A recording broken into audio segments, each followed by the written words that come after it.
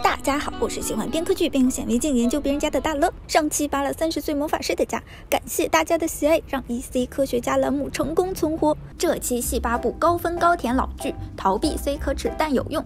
干了3周，不仅扒出了剧中上百件同款好物，为了方便你们熟练运用在自己家，还列出了替代方案哦。不收藏真的说不过去。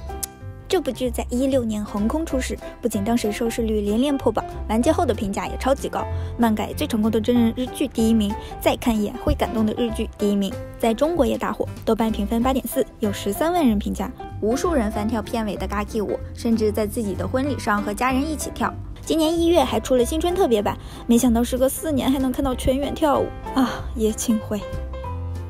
当然里面的家居场景也是非常用心，浓浓的生活气息，在最干净的时候也不香烟满间，角落里堆满主人的小爱好，还有这不想洗的锅碗瓢盆，懒得收拾的垃圾外卖，是不是你家？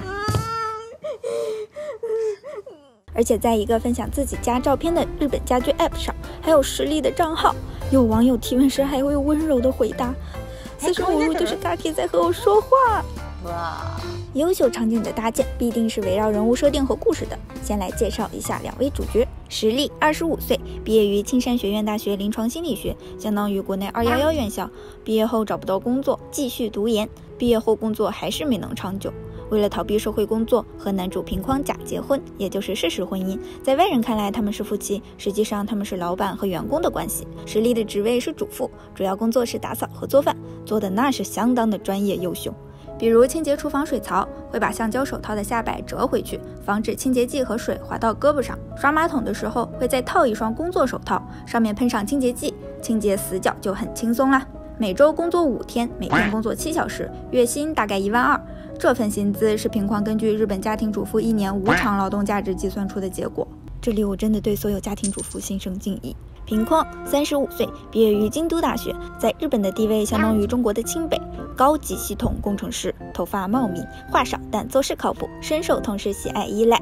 因为在情感中属于低自尊者，所以一直逃避亲密关系，老魔法师了。凡事喜欢先分析再行动，当然也有被荷尔蒙控制的时候。这不可以。独居65平米左右的精装一室1厅公寓，虽然是租房，但买的软装和日常用品都非常有品质。我明白认真考事业到35岁还没有谈过恋爱的人，生活品质可以好到什么程度了。实力和平匡认识1个月后结婚，历经了4个月的双向暗恋，才终于开始谈恋爱了。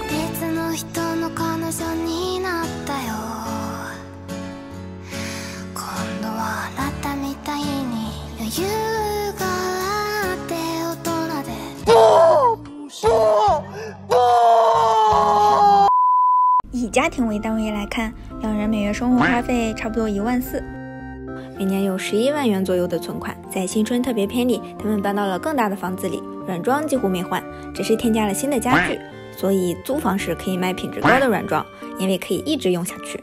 还添了1位新的家庭成员，一家3口美满幸福。2个房子都是 LDK 一体化格局，也就是客厅、餐厅、厨房共处于一个开放空间内，构成家的核心区。这种户型的好处之后会讲到。哟西，开上戴上显微镜细扒。玄关。在日本，玄关是一个很重要的缓冲地带，用来保持屋内整洁和隔离外界的灰尘。小房子和大房子的玄关和房间之间都有一条小小的走廊和一扇门，玄关走廊里还有马桶间。因为在日本认为如厕是污秽的过程，所以马桶间被单拎出来，是隔绝。为了不开灯也能让玄关有光，2个房子的门都选择了磨砂款。小房子的墙上安装了磨砂玻璃，可以让厨房的光透进来。大房子则是在墙体上直接开到推拉门。门口放伞具，除了小鞋柜外，还有用来放常穿鞋的鞋子置物架，2个方便换鞋的折叠凳，不用时可以合成一本书大小，搬家超方便。墙上的壁挂衣架用来挂放外套。小房子的玄关和洗漱间之间有嵌入式收纳柜，用来放吸尘器等家政物品。道具组真的入戏深，在没什么镜头的柜子内部都安排的这么细致。实力搬进来后，被褥就塞在这里，在实力搬进来之前，洗漱间门外是小小的木质收纳柜，墙上小小的灯灯板挂着屏框的手表、钥匙等小物品，旁边有一盆大型的鸭脚木，也算是入户的小小端景。实力搬进来后，柜子被移到了电视柜旁边，这里就换成了容量更大的藤编收纳柜，因为这里离洗漱间很近，为了化妆方便，化妆品就收纳在了这里。但我猜袋子里不是化妆品，是防腐剂，他吃了防腐剂。厨房，大小房子的厨房都是开放式的，日本的饮食不爆炒，所以也不用太担心油烟问题。一体化户型的好处就是沟通非常方便，能和客餐厅的家人面对面交流，轻声细语，和乐融融。像我们传统的户型，喜欢把客厅设计得很大，厨房设计得很小，而且多数是封闭式的，交流全靠喊。其实烹茶煎炒溜的中国厨房也能设计出又能聊天又能解决油烟问题的交流型厨房，那就是在墙上开窗。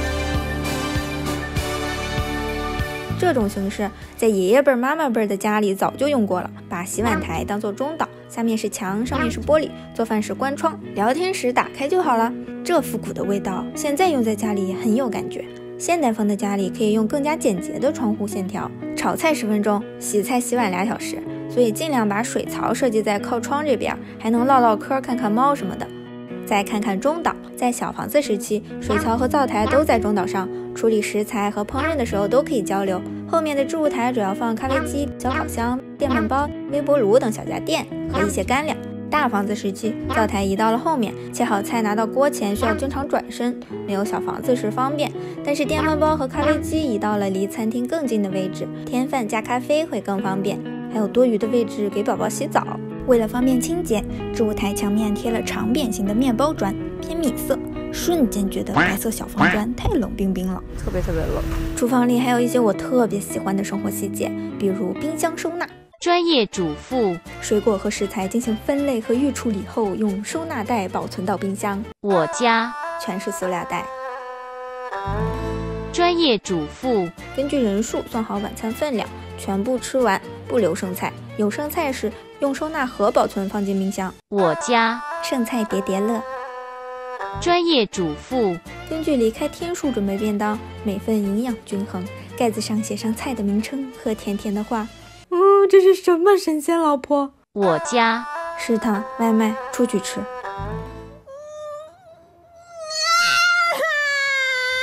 冰箱上贴着电子计时器，方便烹饪计时，还有可以吸在冰箱上的小白板，上面记录着待买的食物。后来实力参加了社会工作，变成了双职工家庭，2人分配做饭，所以为了让2个人清楚家中物品的剩余量，家里换成了更大的白板挂在墙上。不少网友都跟着 DIY 放在自己家。旁边是用软木板制作的家务分配表，竖列是日期，横列是名字。家务项目可以根据每个月情况灵活调整。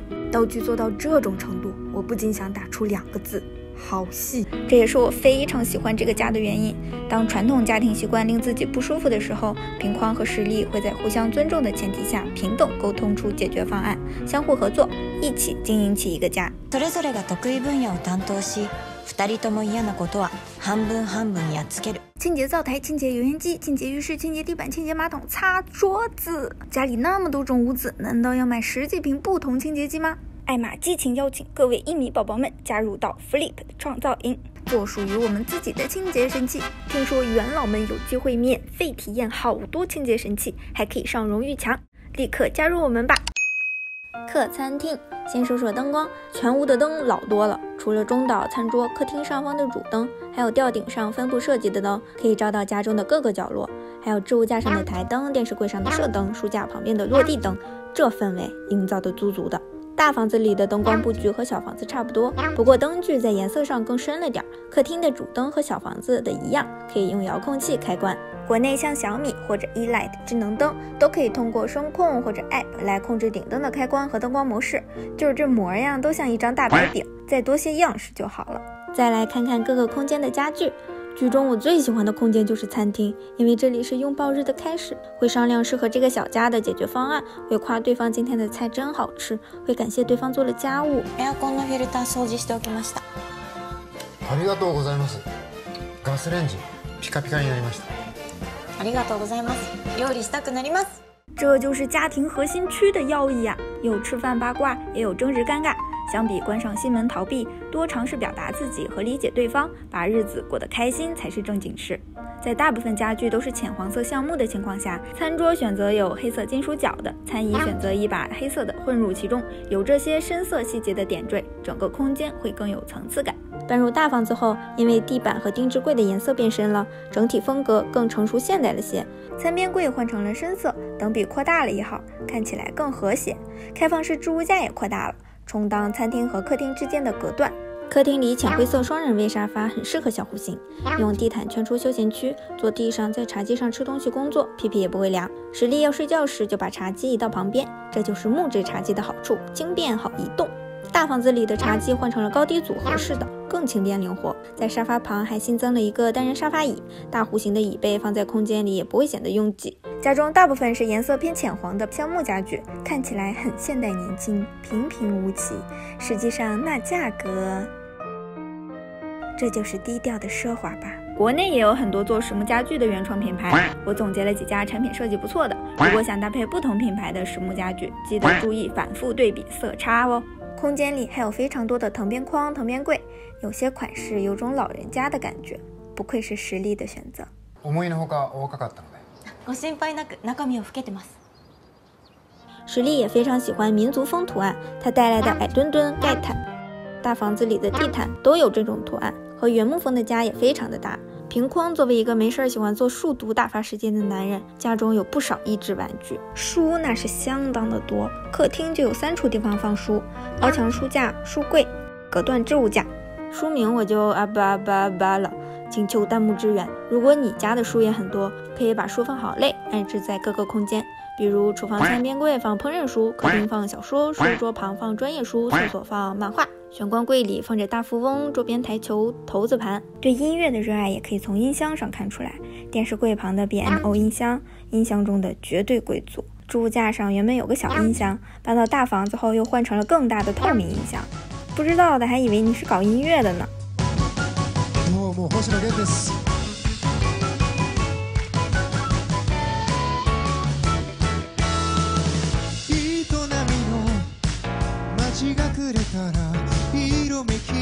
喜欢打游戏，家里有很多游戏手柄。喜欢和机器人玩耍，下部机器人就是他的人物代表。也喜欢小动物，看见飞来的白文雀会露出老父亲般的微笑，还每天准备鸟食投喂它们。UP主也需要圆圆的硬币投喂啊！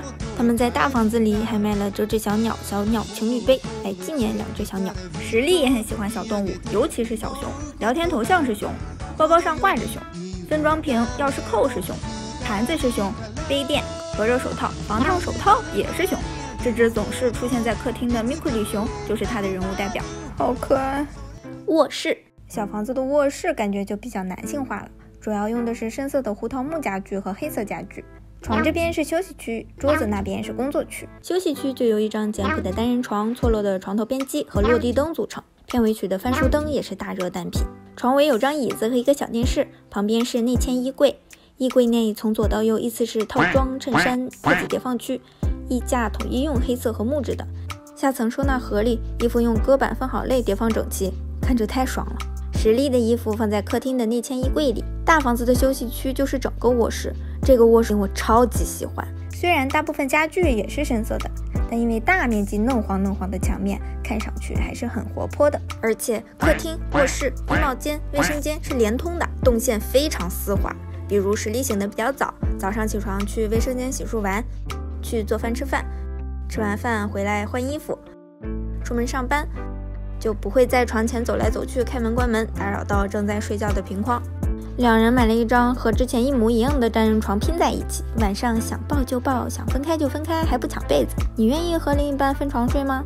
床尾有木质收纳柜当电视柜，窗边放着小房子的玄关收纳柜和新购置的梳妆台，置物架上放着统一的棉麻和布艺混搭的收纳篮，用来放叠放的衣物，旁边还有开放式挂放区，挂放2人的衣物。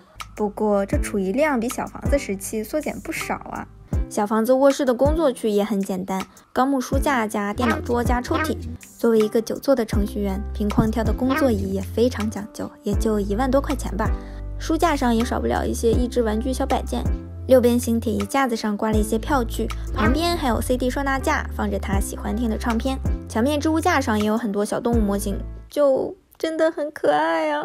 大房子时期，工作区被剪切粘贴到了玄关旁的玻璃房内，在角落里增加了单人沙发椅、矮墩墩来充当脚凳。关上围拉门可以不被声音打扰，外面的家人也能感觉到有人陪伴。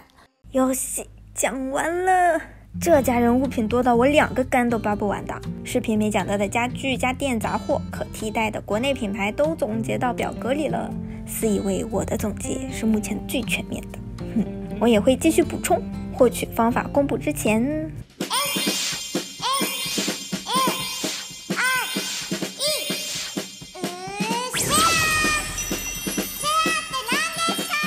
在 EC Life 意思生活公众号回复逃避可耻就能获取到了。